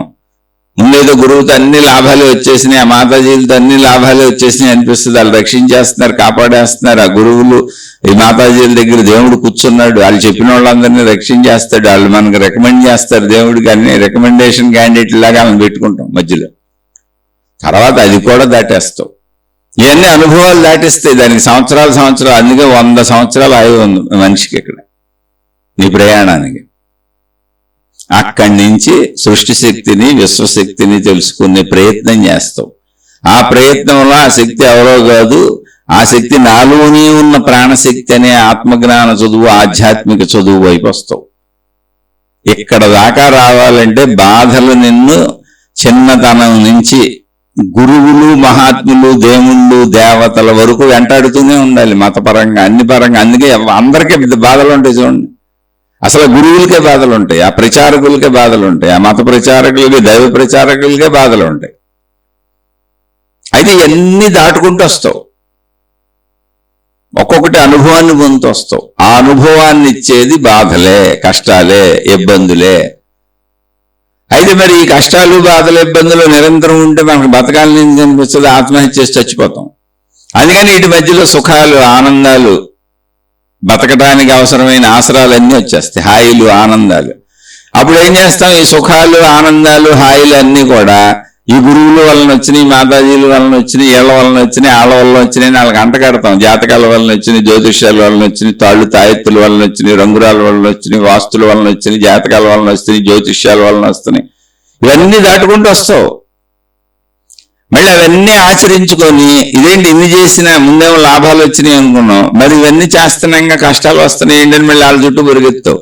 ఏమంటే గ్రహశాంతులు చేసేద్దాం, జాతకం మార్చి చూపించేద్దాం, ఇప్పుడు మన కష్టకాలం అంటున్నారు, వాస్తులు మార్చేద్దాం, అన్ని చేసిన కష్టాలు పోవు. అలా గురువులు మహాత్ములు అద్భుతాలు మహిమలు మాయలు అన్ని అనుభవాలు పొందుతావు. అందుకే 100 సంవత్సరాల సుదీర్ఘ ఆయువు ఉంది నీకు. వాటన్నింటినీ దాటుకుంటూ ఆత్మజ్ఞానానికి వస్తావు. ఆత్మజ్ఞానానికి వచ్చినాక అసలు శరీర భావం ఎగిరిపోద్ది. శరీర భావం ఎగిరిపోయినాక ఇంకా తాళ్ళు ఎందుకు, తాయెత్తులు ఎందుకు, ఉంగరాలు ఎందుకు, రంగురాళ్ళు ఎందుకు, మహిమలు ఎందుకు, మాయలు ఎందుకు, అద్భుతాలు ఎందుకు, ఇవన్నీ ఎగిరిపోతాయి ఒక్క శరీర భావంతో. ఆత్మజ్ఞానానికి రాగానే అక్కడ చెప్పబడే మొట్టమొదటి పాయింట్ ఏంటంటే శరీరము ఒక యంత్రం, పరికరం మాత్రమే.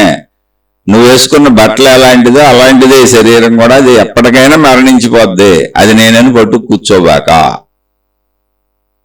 నువ్వు శరీర పరిమితం కాదు, నువ్వు శక్తి స్వరూపానివి. నశించిపోయే శరీరాన్ని అంత పట్టించుకోబాక, దిగులు చెందకని ఆధ్యాత్మిక చదువు, ఆత్మజ్ఞాన చదువు వస్తుంది. ఇప్పుడు ఇంకా అక్కడి నుంచి ధర్మంగానే బతుకుతావు, మంచిగానే బతుకుతావు, ఈ విద్య నేర్చుకుంటావు, ఆత్మవిద్య నేర్చుకుంటావు. నేను అనంత ఆత్మశక్తిని అనేటువంటి భావగాఢతను పెంచుకుంటూ ప్రయాణిస్తావు. అలా మోక్షం పొందే వరకు బాధ నిన్ను వదలదు. అలాగే బాధ వదలదు అంటే సుఖం కూడా వదలదు. సుఖం మోక్షం పొందే వరకు బ్రతకాలనిపించేలా చేస్తుంది. బాధ మోక్షం పొందటానికి అవసరమైన జ్ఞానాన్ని తెలుసుకునేలా చేస్తుంది. ఎలా తప్పించుకోవాలి ఈ బాధ నుంచి?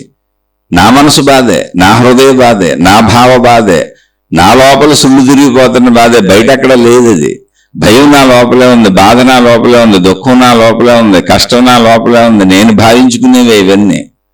కాబట్టి వీటిని ఎలా ఎలా ఎలా ఎలా అని గుద్దుకొని అవన్నీ పరిమిత శరీర భావం వల్ల వస్తున్నాయి. అసలు శాశ్వత అనంత ఆత్మశక్తి భావంలో శరీర భావనే ఎగిరిపోతే ఇవన్నీ ఎగిరిపోతాయని ఒక్కసారి తెలుస్తుంది. ఆ తెలిసినప్పుడు ఆ వైపు ప్రయాణం మొదలు పెడతావు. అది కూడా హఠాత్తుగా ఉండదు, అది కూడా సంవత్సరాలు పట్టుద్ది. అందులోనూ బాధలు ఉంటాయి మళ్ళీ. ఎందుకంటే మనం పూర్తిగా శక్తి భావనలోకి వెళ్ళలేదుగా, శరీర భావన వదలలేదుగా.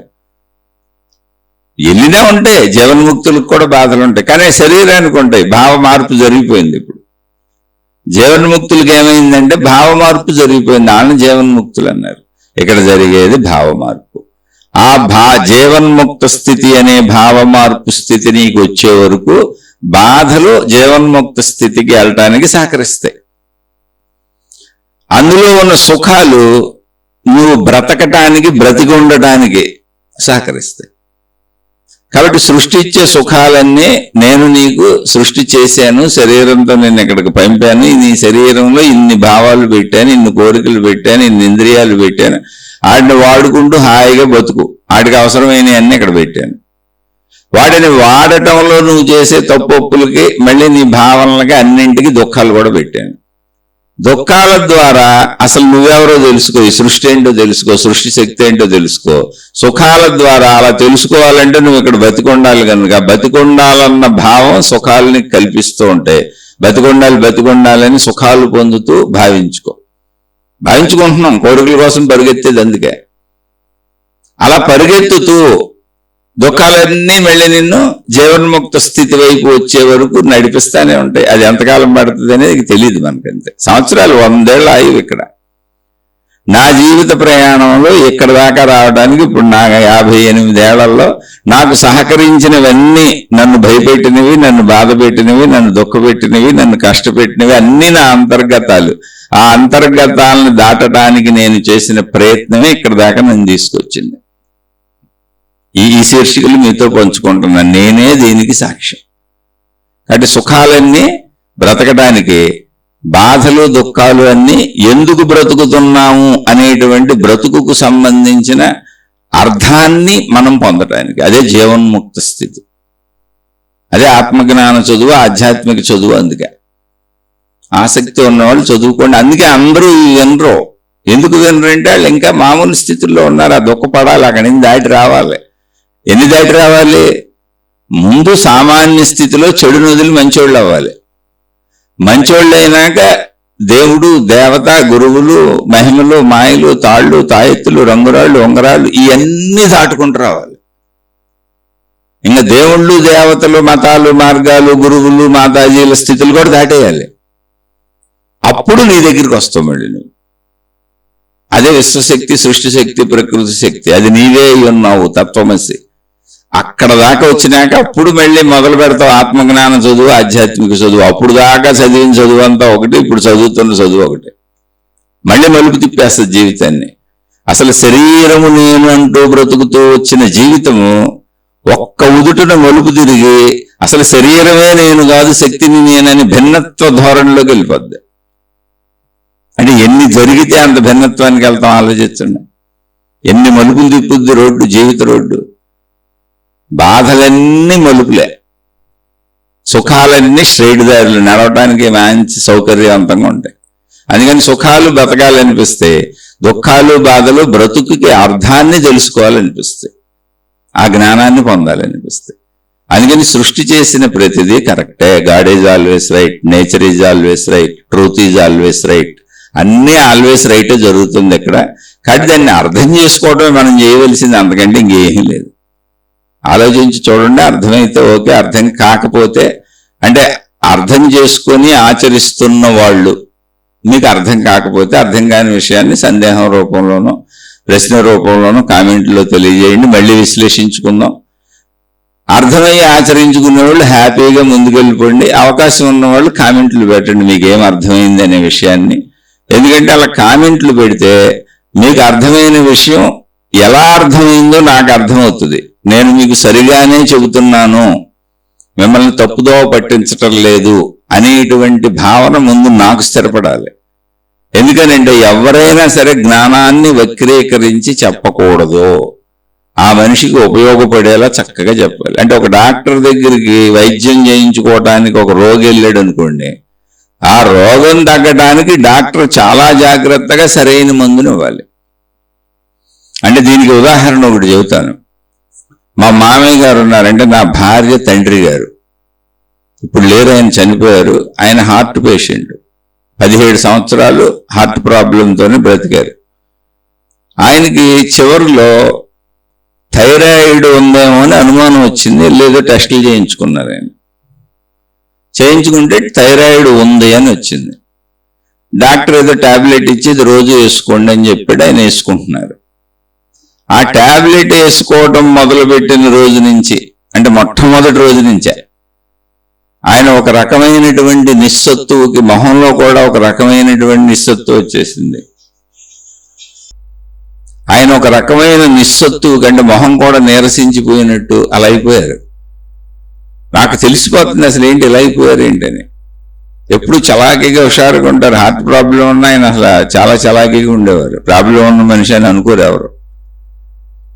అది 2వ రోజు, 3వ రోజు, 4వ రోజు వేసుకుంటుంటే నీరసించిపోయి అసలు మనిషి చిక్కిపోయి శల్యమైపోతున్నారు.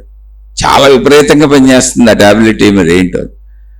అప్పుడు నా భార్య ఆయనకి చెప్పింది, నేను కూడా అన్నాను, ఏంటో మీ నాన్నగారు ఏమైందో చూడు, అసలు అలా అవుతున్నారు ఏంటని. అసలు ఈయన వెళ్ళి చూపించుకొని ఆ థైరాయిడ్ టాబ్లెట్లు వేసుకుంటున్నారని కూడా మాకు తెలియదు. మా పక్కనే ఉంటారు, మాతోనే ఉంటారు. ఏదైనా అప్పుడప్పుడు ఆటో మాట్లాడుకు బజార్ వెళ్తా ఉంటారు, వస్తూ ఉంటారు, సరుకులు చేస్తూ ఉంటారు, అలా వెళ్ళారేమో అనుకున్నాం. అప్పుడు వాళ్ళ అమ్మాయి అడిగితే చెప్పాడు ఆయన, థైరాయిడ్కి ఏదో ఉన్నట్టుంది, టాబ్లెట్ తెచ్చుకున్నాను, 4 రోజుల నుంచి 5 రోజుల నుంచి అది వేసుకుంటున్నానమ్మా అని. అంటే ఆవిడ చెప్పింది, డాడీ అది వేసుకోగాక చాలా తేడా వస్తుంది, ఒకసారి మళ్ళీ చూపిద్దాం, ఇంకో డాక్టర్ చూపిద్దాం, అవసరమైతే ఈయన తీసుకెళ్తారు అని. అంటే అలాగేనమ్మా అని తన కూతురు దగ్గర చెప్పి మానకుండా టాబ్లెట్లు వేసుకున్నాడు ఆయన కంటిన్యూ. ఒకరోజు స్రోద పడిపోయాడు ఆయన, మనిషి కుప్పకూలిపోయాడు. గబగబా హాస్పిటల్లో జాయిన్ చేశాం. జాయిన్ చేస్తే మామూలుగా ఉన్నాడు, ఏదో హాస్పిటల్లో చూశారు ఒక పూట, సాయంత్రానికి చనిపోయారు ఆయన. ఇంతకీ ఏంటి అసలు అని అక్కడ డాక్టర్ అన్ని చూశాడు, పరీక్షలు, ఆయన టెస్టులు, ఆయన రిపోర్ట్లు, అన్ని ఫైల్స్ పెట్టుకెళ్ళాం. ఆయన శ్రోత పడిపోయినప్పుడు చూసి ఈయన వాడుతున్న టాబ్లెట్లు ఏంటి, అసలు ఇప్పుడు జరుగుతుంది ఏంటి, ఇవన్నీ ముందే ఆయన చనిపోక ముందే అక్కడ డాక్టర్కి చెప్పాం, ఈయన హార్ట్ పేషెంట్ అండి, బిళ్ళలు వేసుకుంటున్నారు, ఇప్పుడు థైరాయిడ్కి వేసుకుంటున్నారు. వెంటనే ఆ డాక్టర్ చెప్పాడు, థైరాయిడ్లో 2 రకాలు ఉంటాయి. ఆ డాక్టర్ చెప్పింది, దాని గురించి నాకు పూర్తిగా తెలియదు. ఈయనకి వచ్చింది ఒక రకం, ఆ ఒక రకం థైరాయిడ్కి సంబంధించి థైరాయిడ్ని తగ్గించాలి. ఆయన థైరాయిడ్ ఆల్రెడీ పెరిగితే దాన్ని పెంచేదో దానికి ఆపోజిట్ టాబ్లెట్ ఇచ్చాడు ఆ 2 రకాల థైరాయిడ్స్ లో. అంటే ఈయనకి ఇంకా అది ఈ టాబ్లెట్ వెళ్ళి ఆయన ఇంకా బాధ పెడుతుంది లోపల. పొరపాటున డాక్టర్ అది రాశాడు, డాక్టర్. అది డాక్టర్ కావాలని ఎందుకు చేస్తాడు? వెంటనే డాక్టర్ గారు చెప్పారు, అసలు ఆ బిళ్ళ ఇవ్వకుండా ఆపేయండి, అది పొరపాటున పడింది, ఈయనకున్న థైరాయిడ్ ఈ రకము, కానీ ఆ టాబ్లెట్ ఇచ్చింది మళ్ళీ అదే రకాన్ని పెంచేది, దానికి ఆపోజిట్ టాబ్లెట్ ఇవ్వాలి అని. చూసారా? ఒక డాక్టర్ తన దగ్గరికి వచ్చిన పేషెంట్కి ఇప్పుడు షుగర్ అనుకున్నారనుకోండి, షుగర్ను పెంచేది ఇస్తే, షుగర్ను పెంచే బిళ్ళలు ఉండవనుకోండి, అసలు చెబుతున్నా, అది నాకు తెలుసు అని చెబుతున్నా. ఇప్పుడు బీపీ తగ్గించేది ఉందనుకోండి, బీపీని పెంచే బిళ్ళలు ఇస్తే, అంటే ఉదాహరణకు చెప్పారు, నాకు దాని గురించి తెలియదు, అలాగే జరిగింది థైరాయిడ్లో. ఆ డాక్టర్ గారు చెప్పారు, అసలు సాయంత్రానికి ఆయన చనిపోయాడు. ఒక టాబ్లెట్ ఎంత ప్రమాదం చేసింది చూడండి. అలాగే జ్ఞానం అంతకంటే ప్రమాదకరమైంది సరిగా అర్థం అవ్వకపోతే. మిడిమిడి జ్ఞానంతో వస్తున్న వాళ్లే మతాలు, మత తగాదాలు, ఈ మిడిమిడి జ్ఞానంతో వస్తున్న గురువులు, మాతాజీలే సమూహాలు ఏర్పరిచి ఈ దేవుడు గొప్ప, ఆ దేవుడు గొప్ప అని కొట్టుకోవటాలు, ఇవన్నీ మిడిమిడి జ్ఞానం. ఎక్కడైనా మీరు కనీస బుద్ధితో ఆలోచించండి. దేవుడి పేరు మీద ఎవరైనా ఇంకో దేవుని తిడతారండి? దేవుడి పేరు మీద ఎవరైనా గొడవలు పడతారండి? దేవుడు ఏంటి మన పర్సనల్, మన జీవితం ఏదో మనకు నచ్చిన దేవుడికో దండం పెట్టుకుంటాం, మన ఇంట్లో మనం పడతాం. ఈ మతాలు ఏంటి, మత ప్రచారాలు ఏంటి, దైవ ప్రచారాలు ఏంటి? వీళ్ళు రోడ్ల మీద పడి కనపడిన వాళ్ళ ఆ మతం ఈ మతంలోకి మార్చేద్దామని ప్రయత్నాలు ఏంటి? వీళ్ళు కొట్టుకోవటం ఏంటి, గొడవలు ఏంటి? ఏమన్నా అర్థం ఉందండి అసలు? ఉందా అంటే వికటించిన జ్ఞానం. అది వికటించిన జ్ఞానం. ఇప్పుడు ప్రపంచవ్యాప్తంగా ఉన్నది వికటించిన జ్ఞానం. నా మతమే రైటు, నా గురువే రైటు, నా దేవుడే రైటు, నా పద్ధతే రైటు, నా రంగే రైటు, నేను పెట్టిన బొట్టే రైటు, నీ బొట్టు తప్పు, నా వేషధారణ రైటు, నీ వేషధారణ తప్పు. అంటే ఆడంబరాలకి, గుర్తింపుకి ప్రాముఖ్యత ఇస్తున్నారు. ఏంటి? దైవ మార్గాల్లో కూడా. అసలు దైవం అంటేనే గుణమార్పయ్యా, దైవం అంటేనే మంచితనం, దైవం అంటే ధర్మం, దైవం అంటే సద్గుణాలు. అవి కదా మనం నేర్చుకోవాలి. అందుకని కామెంట్లో ఎందుకు పెట్టమంటున్నానంటే, నేను మళ్ళీ చెబుతున్నా, మీరు శరీరము పుట్టక ముందు లేరు కాబట్టి ఆ విషయాలు ఎవరిని అడగబాకండి. ఏ పుస్తకాల్లో రాసినా మీరు చదివిన అనవసరం, సరదా చదువుకుంటే చదవని నమ్మబాకండి. ఎందుకని? నిరూపణ లేని దాని గురించి కాలం వృధా చేసుకోవటం ఎందుకు? నమ్మితే నిరూపణ అవదుగా. అలాగే చనిపోయిన తర్వాత లేదు, మనం ఏమవుతామో తెలియదు, దాన్ని నమ్మకండి. ఇప్పుడు నువ్వు ఉండగా ఖచ్చితంగా భూమి మీద మంచిగా బతకాలి. భూమి మీద నువ్వు మంచిగా బతకాలంటే శరీర భావన కంటే శక్తి భావన నీకు ఎక్కువ సహకరిస్తుంది. ఏమంటే మీరు ఆత్మజ్ఞానం చెబుతున్నారు, చనిపోయేది శరీరం కదా, మరి మీరు చెప్పే శీర్షికల్లో కూడా చనిపోయిన తర్వాత లేకపోతే పుట్టక ముందు అనంత ఆత్మశక్తి, దానికి మరణం లేదనో అదే కదా చెప్పేది. ఆత్మశక్తి నిరూపించబడుతుందా అంటే నిరూపించబడటానికి అసలు అక్కడ ఏం లేదు. చాలా చిన్న విషయం. మనకి శరీరం ఉంది, మనసు ఉంది, ప్రాణశక్తి ఉంది. నా శరీరం అనుభవం, దాంతోనే జరుగుతున్నాం. మనసు అనుభవం, మనసు చెబితేనే నేను శరీరం అని నాకు తెలిసింది. మనసులో ఒక ఆలోచన పుట్టకుండా అసలు ఏ పని చేయలేను. ఓకే, ఈ 2 అనుభవాలు కదా, అదే మెలకువ. మరి నిద్రలో ఎక్కడికి వెళ్ళాను? నిద్రలో శరీర మనస్సులు నిద్రపోయి ప్రాణశక్తి స్థితిలో ఉన్నాను. సింపుల్ అంతే. ఆ ప్రాణశక్తి స్థితిని మెలకువలో భావన చేసుకొని, ప్రాణశక్తే మొత్తం కనపడుతున్న దానికి ఆధారత అని మహాత్ములు దాన్ని సాధన చేసి తపస్సులు చేసి కనుక్కున్నారు. అప్పుడు ప్రాణశక్తి భావనలోకి వెళ్ళినప్పుడు ఏమైందంటే, మొత్తం సృష్టికి కారణమైంది ఒకటే శక్తి అనేది తెలిసింది. ఆ భావన ఎప్పుడైతే అటువైపు ప్రయాణిస్తున్నామో అది ఒకటే శక్తి అని, ఇప్పుడు విరోధాలు, విభేదాలు పడేవాళ్ళు ఎవరు? నా దేవుడు వేరు, నీ దేవుడు వేరు అనేవాళ్ళు, నా మతం వేరు, నీ మతం వేరు అనేవాళ్ళు, నా గురువు వేరు, నీ గురువు వేరు అనేవాళ్ళు. కానీ ఉన్నదంతా ఒకటే శక్తి అన్న భావనలో ఉన్నవాళ్ళు అసలు విభేదం ఎందుకు పడతారు, విరోధం ఎందుకు పడతారు? ఆ విరోధ పడేవాళ్ళు తారసపడినా చిరునవ్వు పక్కకి వెళ్ళిపోతారు, వాదోపవాదాలు చేయరు. ఎందుకని? ఏకశక్తి యొక్క అనేకత్వము సృష్టి. భిన్నత్వంలో, సృష్టిలోని భిన్నత్వంలో ఏకత్వము ఆత్మశక్తి. పేరు పెట్టారు అంతే ఊరుకునే. అది అదేంటి ఒక నిశ్చలత్వం, నిద్రాస్థితి లాంటి నిద్రాస్థితిలో ఏముంది? నేనన్న భావన కూడా లేదు, అద్భుత ప్రశాంతత ఉంది. కొన్ని నిద్రలో బాధ ఉందా? శరీరాన్ని మనసును వదిలిపెట్టేశాను, నేను నాది నా వాళ్ళు అన్ని మర్చిపోయాను కాబట్టి బాధపడుతున్నానా అంటే అస్సలు లేదు. నిద్రాస్థితి చాలా హాయిగా ఉంది, ఆనందంగా ఉంది. నిద్రపోవాలన్న ప్రయత్నం ఉంది, హాయిగా నిద్రపోవాలని ప్రయత్నిస్తాడు ప్రతి మనిషి. అంటే ప్రాణశక్తి స్థితి అంత బాగుంటుంది. అదే అనంత ఆత్మశక్తి స్థితి. దాన్ని అందుకే సచ్చిదానందము అన్నారు. ఎప్పుడు హాయిగా ఆనందంగా ఉంటుంది. కార్యకారణ సంబంధం అక్కర్లా. శరీరానికి కారణాలు కావాలి. నాకు నచ్చింది జరిగితే, నేను నచ్చింది పొందితే నాకు ఆనందంగా ఉంటుంది. అందుకని ఆత్మశక్తి స్థితి, ఆధ్యాత్మిక చదువు, ఆత్మజ్ఞాన చదువు ఒక మతం పేరుతో నిన్ను విడదీయదు, ఒక కులం పేరుతో నిన్ను విడదీయదు, ఒక జాతి పేరుతో నిన్ను విడదీయదు, ఒక దైవం పేరుతో నిన్ను విడదీయదు, ఒక గురువు పేరుతో నిన్ను విడదీయదు, మానవ జాతిని ముక్కలు ముక్కలు చేయదు. వింటున్న ప్రతి మనిషి హృదయంలో అందరూ ఒకటైన భావాన్ని ముందు నింపుద్ది. అసలు ఎవరితో గొడవలు పడబాకని, భేదత్వాన్ని పోగొడతావు తలకాయలో. ఆ భేద భావాలు పోయి అందరం హాయిగా బతకటమే అసలు ముందు కావాలి. తర్వాత తప్పులు చేయబాక కర్మ సిద్ధాంతం ఉందని చెబుతుంది. చెడు పోగొట్టుకొని మంచిని పెంచుకోమని చెబుతుంది. ఆ చెడుని పోగొట్టుకొని మంచిని పెంచుకుంటూ నీలో ఉన్న ప్రాణశక్తి తత్వాన్ని తెలుసుకోవయా. శరీరము మనసు ప్రాణశక్తి అంతే. నువ్వు ప్రాణశక్తిని తెలుసుకోవట్లేదు, శరీర మనస్సులను తెలుసుకోవటం వలన విభేదంతో బతుకుతున్నావు, విరోధంతో బతుకుతున్నావు. ఆ ప్రాణశక్తి తత్వాన్ని కూడా కొద్దిగా ఆధ్యాత్మిక చదువులు, ఆత్మజ్ఞాన చదువులు వింటూ ఉంటే విరోధాలు ఉండవు, విభేద భావాలు ఉండవు.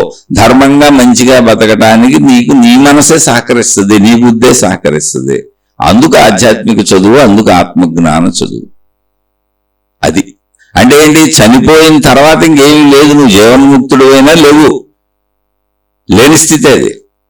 నువ్వు దేవుడైనా లేవు, శరీరం వదిలేసావంటూ లేవు, పుట్టక ముందు లేవు. మనం ఇప్పుడు మాట్లాడుకోవాల్సింది పుట్టిన దగ్గర నుంచి చనిపోయే వరకు ఉన్న కాలంలో, జీవితం అనే కాలంలో. అందులో నువ్వు మంచిగా బతకాలి, హాయిగా బతకాలి, ఆనందంగా బతకాలి, భయం లేకుండా బతకాలి, ఇతరులను భయపెట్టకుండా బతకాలి. దానికి ఆధ్యాత్మిక చదువు, ఆత్మజ్ఞాన చదువు ఒక్కటే దారి. లేదంటే ఈ మతం నాదంటావు, ఈ దేవుడు నావాడంటావు. ఉన్నాయి దైవ మార్గాలు. ఏ గురువే నావాడంటావు, ఆ గురువులు కాదంటావు. ఆ దేవుడు ఎంక నేను చూడండి అంటావు, ఈ గురువు ఎంక నేను చూడండి అంటావు. నా గురువు తప్ప ప్రపంచంలో గొప్పోడు లేడంటావు, నా మాతాజీయే గొప్పదంటావు. ఇక ఇలా మళ్ళీ విభేదాలు సృష్టిస్తావు. కొన్నాళ్ళకి నీకు ఈ విభేదాలు ఏమైంది? మళ్ళీ అక్కడ పరిమితమేగా. ఒక దేవుడికి పరిమితం అయిపోయావు, ఒక మతానికి పరిమితం అయిపోయావు, ఒక విధానానికి పరిమితం అయిపోయావు, వేరే విధానాలను ద్వేషిస్తున్నావు. ఇప్పుడు మళ్ళీ సామాన్య శరీర భావనే వచ్చింది. మళ్ళీ ఘర్షణలు మొదలు, గొడవలు మొదలు, గోళలు మొదలు. ఇప్పుడు చూడండి, దేవుడు ఈ దేవుడు రక్షించలేదేమని ఇంకో దేవుడిలోకి మతాలు మారి వెళ్ళిపోతున్నారు. ఈ గురువు కాపాడలేదేమని ఇంకో గురువులకి వెళ్ళిపోతున్నారు. గురువునైనా అది జ్ఞానం రా. గురువులను మార్చడం, దేవుళ్ళను మార్చడం, మతాలు మార్చడం ఏంటి పిచ్చ? కాకపోతే అంటే శరీర భావన అది అలాగే ఉంటుంది, అది జ్ఞానాన్ని కల్పించదు. ఆత్మజ్ఞాన చదువులో, ఆధ్యాత్మిక చదువులో మొత్తం ఒకటే అన్నప్పుడు ఇంక మార్చడానికి ఏముంది? అక్కడ దేని మారుస్తావు? అప్పుడు సత్యంగా బతకడం అలవాటు చేసుకుంటావు.